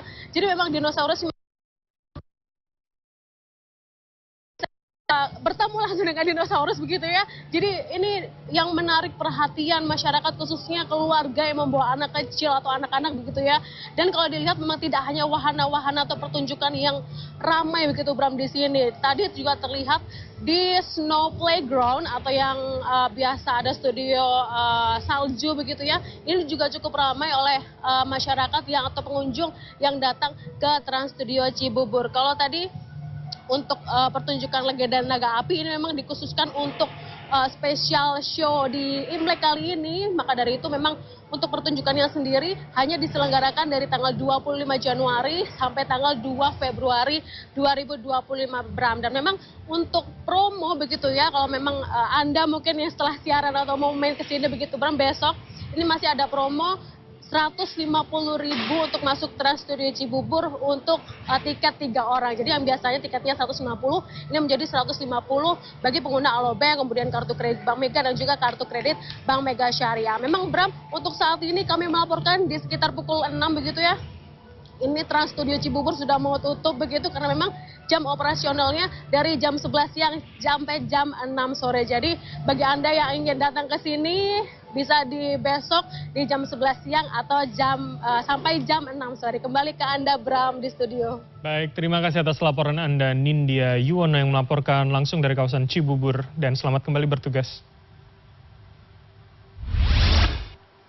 Berikutnya, Presiden Republik Indonesia Prabowo Subianto melakukan pertemuan dengan Perdana Menteri Malaysia Anwar Ibrahim, dan pertemuan ini menghasilkan kesepakatan untuk mempererat kerjasama strategis di berbagai bidang termasuk ekonomi dan energi. Presiden Prabowo tiba di lobi Menara Kembar Petronas pada Senin siang waktu Malaysia. Presiden disambut oleh Perdana Menteri Malaysia Anwar Ibrahim. Usai pertemuan, Prabowo dan Anwar menggelar konferensi pers bersama-sama. Salah satu hasil dari pertemuan kali ini adalah soal kesepakatan untuk memperkuat kerjasama di sektor energi. Perdana Menteri Anwar menyebut penguatan kerjasama tersebut dapat terwujud melalui kolaborasi strategis antara Petronas dan Pertamina. Komitmen kita untuk memastikan kerjasama Petronas dan Pertamina, dua syarikat minyak gergasi di rantau ini, supaya lebih sepakat untuk meroka aliran baru dan juga bidang perniagaan. Puluhan ribu warga Palestina yang kehilangan rumah mulai kembali ke rumah mereka di Gaza Utara. Sebagian besar dari mereka pulang ke tumpukan reruntuhan yang dahulu menjadi rumah mereka. Dan berikut laporan dari Jeremy Diamond selengkapnya. Today, the masses of people trekking up Gaza's coastal road are not being forced to flee. They are returning home.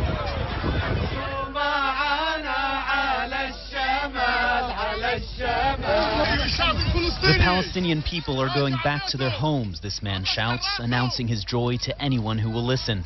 It's a great happiness. We feel like we can fly. After being displaced for months on end, tens of thousands of Palestinians are finally returning to northern Gaza, shielded by the guarantees of a 6-week ceasefire. This river of humanity flows for miles and miles, underscoring the magnitude of the last 15 months of war. For many, like Ayad al-Masri, their journey began in southern Gaza. Taking down their tents, they hope forever. I'm taking these 4 bags and going back to my house, Ayad says.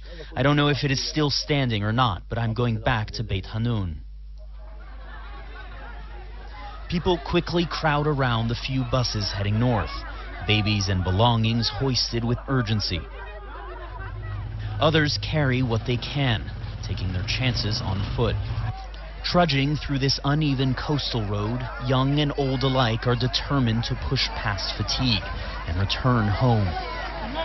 For the first of many, that moment came shortly after 7 a.m., crossing an abandoned Israeli checkpoint where masked Hamas militants now stand watch. Israel agreed to open the road to northern Gaza only after resolving a 2-day dispute with Hamas over the fate of an Israeli hostage, Arbel Yehud. Hamas now set to release her alongside the captive Israeli soldier Agam Berger and a third hostage on Thursday. Back in Gaza, this is what most are returning to. Bombed out buildings and heaps of rubble now line the streets. Even amid the destruction, there is joy as family members separated by war reunite. Thank God, Muataz says as he kisses his mother and embraces his daughter. He hasn't seen them in 10 months. Amid the reunions, there are also tears as people set foot on the land they call home once again. I'm crying right now out of happiness, this man says. I don't want anything except to enter my homeland. The enormity of the destruction in Gaza prompting President Trump to call for moving Palestinians out of Gaza. I'd like Egypt to take people, and I'd like Jordan to take people. You're talking about probably 1.5 million people, and we just clean out that whole thing. Among those who camped out for days near the checkpoint to northern Gaza, waiting for it to open, Trump's idea is quickly rejected. We say to Trump, no, and 1,000,001 no's. We will stay here.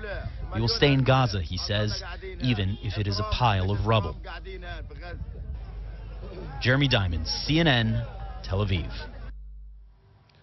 Gelombang pengungsi yang kembali ke Gaza Utara terus berlangsung. Antrean panjang terjadi di koridor Netzarim karena setiap kendaraan yang masuk Gaza Utara tetap harus melewati pemeriksaan keamanan yang dilakukan oleh tentara bayaran.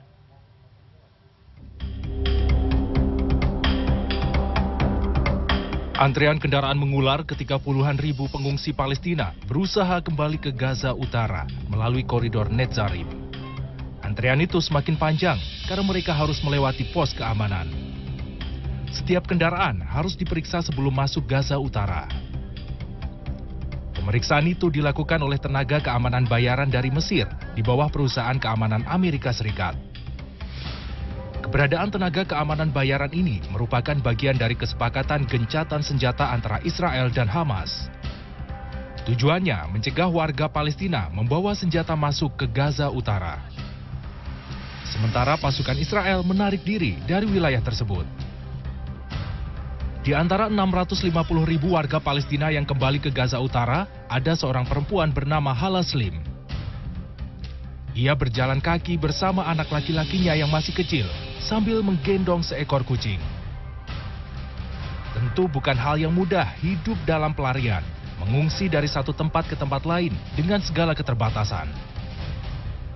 Kadang mereka tidak makan beberapa hari karena memang tidak ada yang bisa dimakan. Namun entah mengapa, Hala dan anaknya sanggup bertahan, demikian pula dengan kucingnya. يعني هي برضو عاشت التجويع يعني هم بيقولوا برا حقوق الحيوان ما شفناش لا حقوق انسان ولا حيوان هنا البث هذا يعني ما كناش نلاقي شيء نطعميه بنحط له من اللي احنا بناكله كلها معلبات وهو ما كانش متعود على الاشياء هاي برضو وحاولنا بكل الطرق انه يضل معانا كان كثير يشرد لانه كان طول الوقت خايف ونحاول نرجعه ونحاول نطعميه من المعلبات الموجوده اللي هو مش متقبلها كان. Harapan warga Palestina bangkit lagi ketika gencatan senjata disepakati. Sebagian dari mereka bisa kembali ke Gaza Utara yang dulu jadi salah satu wilayah terpadat di Gaza. Mereka begitu bersemangat kembali ke rumah mereka, meski tahu kemungkinannya sangat kecil untuk mendapati rumah mereka dalam keadaan utuh. Meski keamanan di Gaza sudah pulih untuk sementara, bukan berarti mereka akan mudah menjalani kehidupan yang baru. Namun, sepertinya warga Gaza tak peduli. Saat ini, yang terpenting bagi mereka adalah kembali pulang.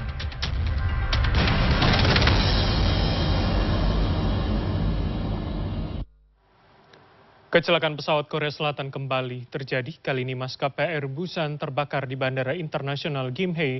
Seluruh penumpang dan awak pesawat berhasil diselamatkan. Sementara itu pesawat British Airways tujuan London tersambar petir di Bandara Internasional Guarulhos, Sao Paulo, Brazil.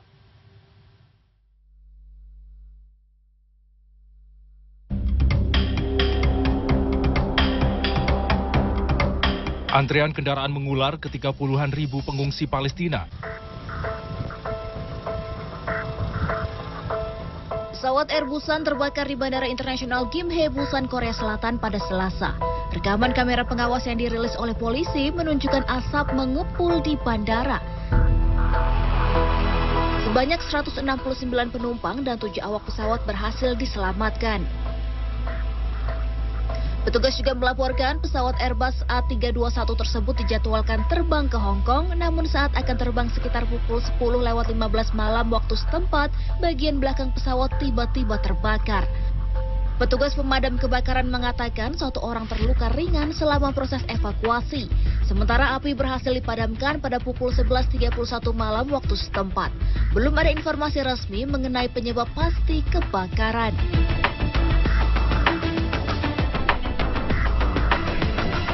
Detik-detik petir menyambar ekor sebuah pesawat terekam kamera warga.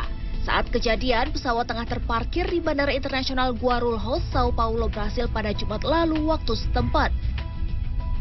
Saksi mata Bernhard War mengatakan usai tersambar petir, pesawat British Airways tujuan London tersebut kemudian menjalani pemeriksaan keselamatan perjalanan. Kerusakan akibat insiden itu telah diperbaiki dan pesawat kemudian berangkat setelah delay selama hampir 6 jam.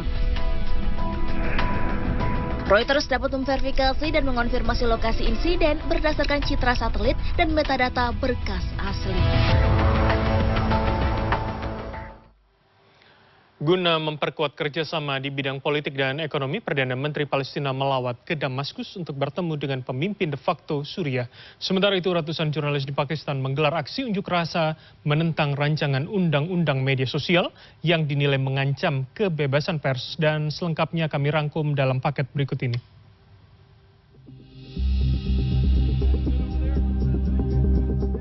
Presiden Amerika Serikat Donald Trump sampai saat ini terpantau terus meningkatkan upaya pengetatan perbatasan dengan Meksiko. Senin waktu setempat, Trump dilaporkan menambah kekuatan militer di perbatasan. Unit marinir Amerika Serikat pun langsung bekerja menambahkan kawat berduri di beberapa bagian tembok perbatasan selatan di dekat wilayah San Isidro. Operasi militer menambah penghalang di tembok perbatasan ini disebut merupakan bagian dari inisiatif komando dari US Northern Command dan Departemen Keamanan Dalam Negeri Amerika Serikat.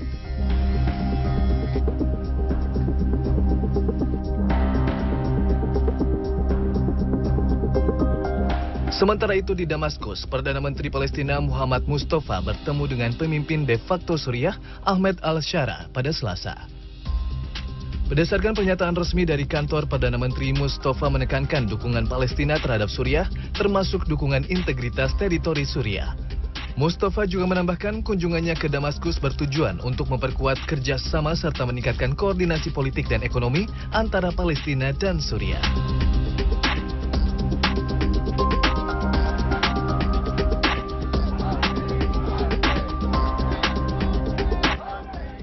Di sisi lain, ratusan jurnalis Pakistan turun ke jalan untuk menggelar aksi unjuk rasa pada Selasa.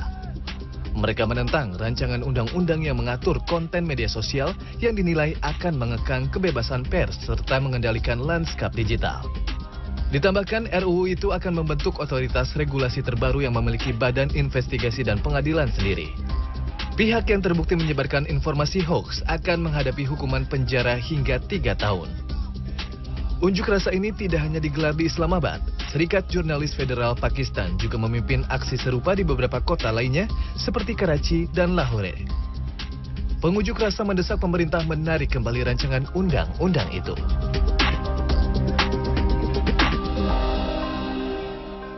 Menteri Luar Negeri Iran Abbas Araghchi mengkritik keras ide dari Presiden Amerika Serikat Donald Trump yang akan merelokasi warga Palestina dari Gaza ke negara lainnya. Araghchi justru menyindir warga Israel yang sebaiknya dipindahkan ke negara lain. Presiden Amerika Serikat Donald Trump dikabarkan bakal bertemu dengan Perdana Menteri Israel Benjamin Netanyahu di Gedung Putih pada 4 Februari mendatang. Melansir laman cnnindonesia.com, kantor Perdana Menteri Israel menyatakan Netanyahu merupakan pemimpin asing pertama yang diundang Trump pada periode kedua kepemimpinannya. Dilaporkan juga setelah gencatan senjata diberlakukan, Trump menggembar-gemborkan rencana untuk memindahkan warga Palestina di Gaza ke negara-negara tetangga seperti Mesir atau Yordania. Gagasan Trump itu pun lantas mendapat reaksi keras dari Mesir dan Yordania serta pemerintah Eropa. Sementara itu, Menteri Luar Negeri Iran Abbas Araghchi mengkritik keras rencana Presiden Amerika Serikat Donald Trump untuk merelokasi warga Palestina dari Gaza ke negara lain. Araghchi membalas ide Trump itu dengan usulan warga Israel yang harus dikirim untuk tinggal di Greenland. Berdasarkan laman cnnindonesia.com, Trump pada Sabtu dikabarkan telah berdiskusi dengan Raja Yordania terkait kemungkinan membangun perumahan untuk merelokasi lebih dari 1 juta warga Palestina di Gaza.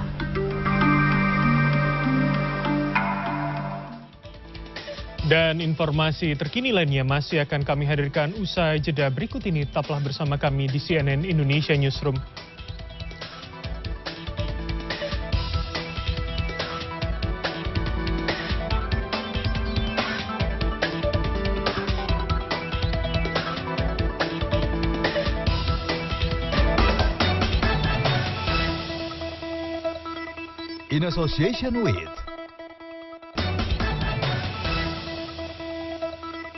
In association with Menandai tahun ular kayu, puluhan penari berparade di jalan-jalan pusat kota Moskwa, Rusia. Sementara dekorasi spektakuler lampu neon LED warna-warni menghiasi kuil Si Tiankong, Malaysia pada malam tahun baru Imlek.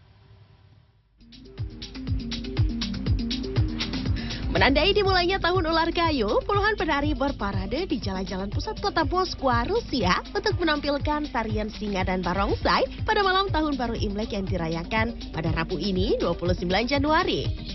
Moskwa juga memulai perayaan tahun baru Imlek dengan pembukaan pasar bertema Imlek di pusat ibu kota Rusia tersebut.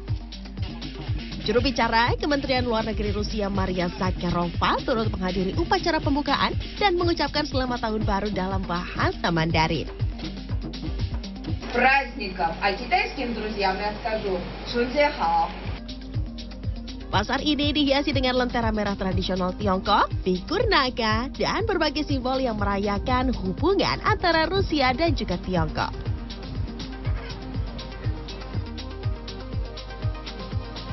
Warga Bangkok, Thailand berkumpul di kuil Leng Noyi yang juga dikenal sebagai kuil teratai naga pada hari Selasa untuk merayakan malam tahun baru Imlek. Orang-orang kusyuk memanjatkan doa untuk menarik keberuntungan dalam salah satu perayaan terpenting bagi komunitas Tionghoa di seluruh dunia.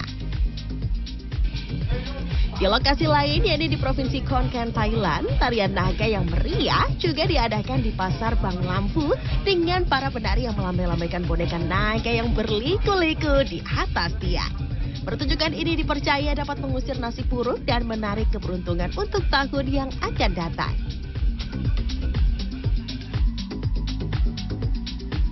Dekorasi spektakuler lampu neon LED warna-warni menghiasi kuil Sit Tiang Kong di Malaysia pada malam tahun baru Imlek.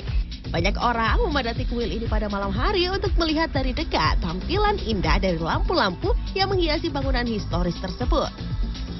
Orang-orang menikmati pertunjukan kembang api sambil berdoa dan melakukan berbagai kegiatan menyambut tahun baru, diantaranya menyantap mie panjang umur, hidangan simbol harapan di perayaan Imlek. Bandung hampir selalu menjadi tujuan wisata para pelancong, apalagi pada musim liburan seperti ini. Tidak hanya soal keindahan alam dan kuliner saja yang menjadi tujuan wisatawan untuk datang ke kota ini. Bandung juga memiliki jalanan unik serta bersejarah yang menarik untuk dijadikan latar berfoto. Jalan Asia Afrika, jalan yang dibangun di era kolonial ini, dulunya disebut sebagai Jalan Raya Pos. Nama Asia Afrika disematkan karena di daerah ini pernah menjadi tempat konferensi negara-negara Asia dan Afrika di tahun 1955. Di sepanjang jalan satu arah ini terdapat gedung-gedung bersejarah seperti Gedung Merdeka, Savoy Homan, dan beberapa gedung lainnya. Nifat Gunawan dan istrinya, wisatawan asal Jakarta ini, bergantian saling berfoto dengan latar belakang Jalan Asia Afrika dan Gedung De Vries. Gedung dengan gaya Art Deco yang dibangun awal abad ke-20 ini dulunya merupakan toko serba ada pertama di kota Bandung. Ya, karena menurut saya ini salah satu sejarah aja. Jadi Jalan Asia Afrika kan dulu sebagai pusat pertama itu ya. Jadi menurut saya bersejarah aja jadi. Kalau di Bandung di Gedung Sate biasanya, di depan Gedung Sate. Terus kalau di tempat wisata di daerah Lembang. Wisatawan lainnya datang dari Garut. Nira dan teman-temannya sengaja datang ke Bandung untuk berfoto dan membagikannya di media sosial. Titik yang dipilih adalah Hotel Savoy, hotel pertama di Jawa Barat yang mulai dibangun tahun 1880. Tempatnya bagus, terus sebagai tempat yang bersejarah juga, terus foto-fotonya banyak, terus terlalu banyak orang juga yang lewat. Jalan estetik lain di kota Bandung adalah Jalan Braga. Dulunya, Jalan Braga adalah sebuah jalan sempit dan rawan. Mulai menjadi ramai ketika para pengusaha Belanda mendirikan toko-toko dan tempat hiburan. Jalan ini sudah tidak asing bagi para wisatawan dan tidak pernah sepi dari pengunjung. Sepanjang sisi kiri dan kanan jalan dipenuhi oleh kafe, restoran, pusat belanja, dan lain-lain. Keunikannya ini menjadi daya tarik para wisatawan juga untuk berfoto. Satu lagi jalan yang tidak kalah estetik dan populer yaitu Jalan Diponegoro. Jalan ini sangat terkenal karena di jalan ini terdapat gedung yang menjadi ikon kota Bandung yaitu Gedung Sate. Kondisi jalannya yang ramai tampak sejuk karena banyak pepohonan di sepanjang sisi jalan. Wisatawan banyak berkunjung ke tempat ini untuk sekedar berfoto di depan gedung ikonik dan bersejarah tersebut. Pertama ini kan ikonnya Bandung Gedung Sate, terus kedua dulu waktu kecil saya diajak om saya masuk ke museumnya situ, museum di dalamnya gitu loh. Makanya pengen kayak napak tilas aja. Masih banyak lagi jalan-jalan estetik lain di kota Bandung. Semuanya bisa dijelajahi dan bisa menjadi alternatif mengisi kegiatan liburan dengan berjalan-jalan atau berfoto di jalan tersebut. Helmi Suryanegara, Kahvi Jati Soeharto, Bandung, Jawa Barat. Dan informasi tadi sekaligus menutup CNN Indonesia Newsroom pada hari ini. Saya Bram Herlamang pamit undur diri. Terima kasih dan sampai jumpa.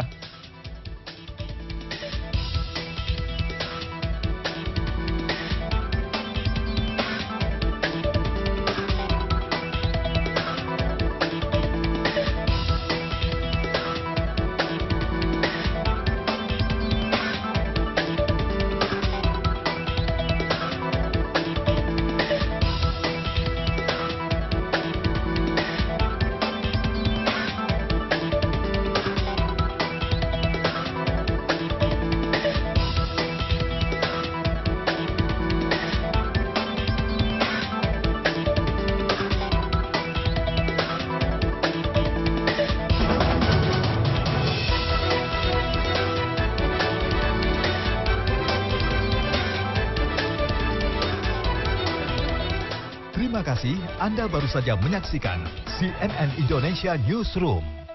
In association with